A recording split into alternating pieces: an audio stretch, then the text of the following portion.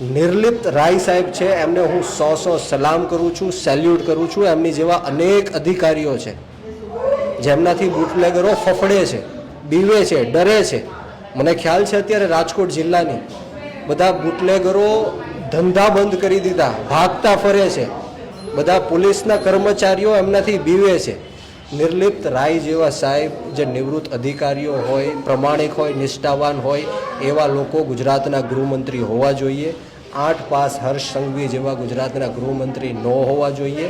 ગુજરાતની આ કમનસીબી છે કે આ ભ્રષ્ટાચારી ભારતીય જનતા પાર્ટી માત્ર ને માત્ર લોકોનું શોષણ કરવા માટે, એમનું લોહી ચૂસવા માટે આવા 8 પાસ નેતાઓને મંત્રીનું પદ આપે છે.